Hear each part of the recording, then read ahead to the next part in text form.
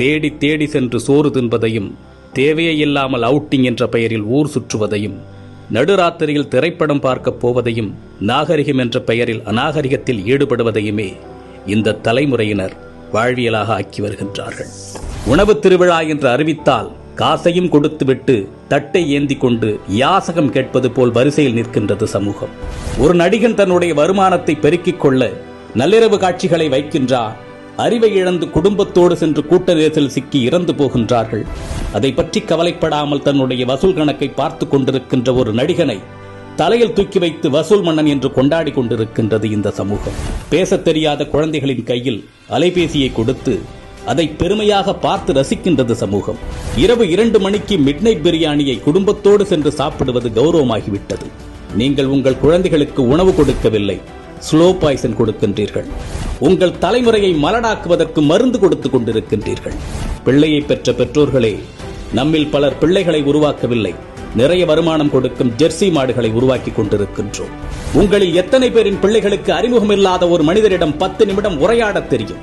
சொல்லிக் கொடுத்திருக்கின்றீர்களா? இனி சொல்லிக் கொடுங்கள். உங்களில் எத்தனை பேரின் பிள்ளைகளுக்கு தன்னம்பிக்கைக்கும் தலைகணத்திற்கும் உள்ள வேறுபாடு தெரியும்? சொல்லிக் கொடுத்திருக்கின்றீர்களா? இனி சொல்லிக் கொடுங்கள். உங்களில் எத்தனை பேரின் பிள்ளைகளுக்கு நம் தாய்மொழியில் தமிழில் தொடர்ந்து ஒரு 5 நிமிடம் பிற மொழி கலவாமல் பேசத் தெரியும்? சொல்லிக் கொடுத்திருக்கின்றீர்களா? இனி சொல்லிக் கொடுங்கள்.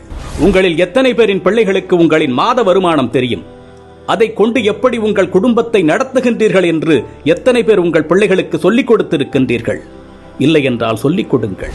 அது தெரியாததால் தான் இன்று பலர் லட்சத்தில் வருமானம் ஈட்டியும் இஎம்ஐயில் வாழ்க்கையை தொலைத்து விழி பிதுங்கி நின்று கொண்டிருக்கின்றார்கள்.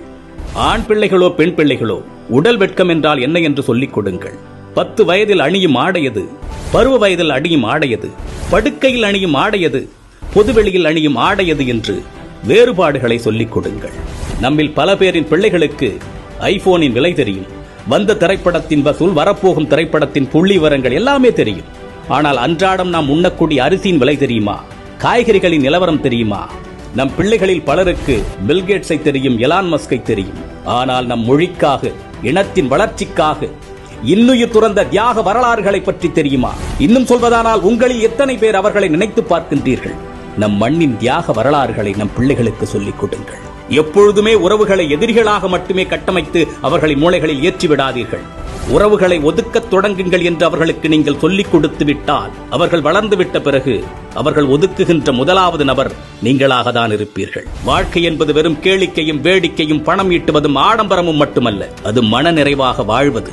அது எப்படி என்று குழந்தைகளுக்கு கற்றுக் கொடுங்கள். இந்த மனித சமுதாயத்திற்கு பெற்றோர்களாகிய நீங்கள் செய்யக்கூடிய மிகப்பெரிய கடமையே உங்கள் பிள்ளைகளை அறம் சார்ந்த பிள்ளைகளாக, அறிவார்ந்த பிள்ளைகளாக உருவாக்குவதுதான். அறிவு என்பது படித்து தெரிந்து கொள்வதல்ல, ஏடுகளில் இருந்து நாம் அறிந்து கொள்வதல்ல.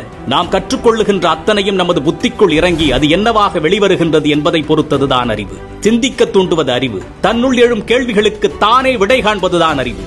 அப்படிப்பட்ட அறிவை உங்கள் பிள்ளைகளுக்கு வழங்குங்கள்.